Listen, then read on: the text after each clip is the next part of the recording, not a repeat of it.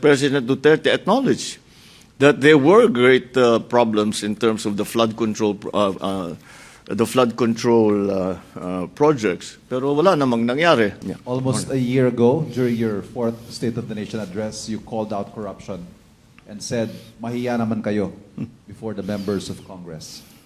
That set expectations from you and your administration that you will wage war against corruption and no one will be spared. 1 year hence, Mr. President, do you think your administration has done enough and fast enough? Well, I cannot say that we have done enough because we're not done yet. Unfortunately, the more we look, the more we find. And it's going already back beyond my administration, beyond my term.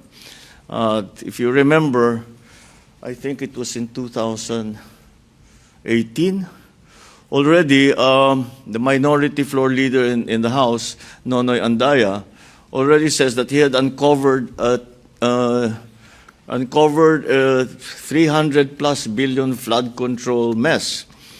And so when we look at what happened last year or the year before, then we can see that the pattern extends beyond 2022, back beyond 2022, and back to about that time, 2017, 2018.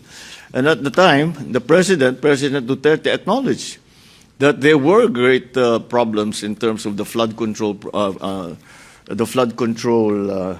projects, pero wala namang nangyari. Having acknowledged it, he did not find accountability in anybody. So I guess that was left up to me to do. And so we are still doing it. We're still working on it.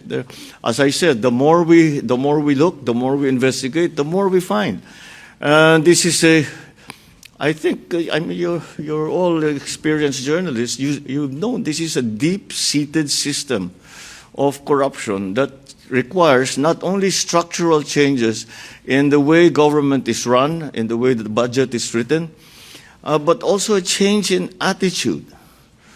Kasi ang sinabi ko, mahiya naman kayo. Pag tinanong mo sa akin, nahiya ba sila? Yung iba, hindi. Akala nila, karapatan nila yung gagawin na ganun eh. Wala kaming ginagawang mali. Ganyan talaga patakbo rito. And that's the hardest part to change. That's the hardest part to change. The culture of within government, where to take I mean, they put all kinds of nice words, rebate, kickback yan. Wala nang ibang sa tunay na salita, kickback yan. Okay daw yun. Para sa iba, okay sa kanila yun. At saka karapatan nila bilang whatever. Meron silang share doon sa ginagastos ng pera ng gobyerno.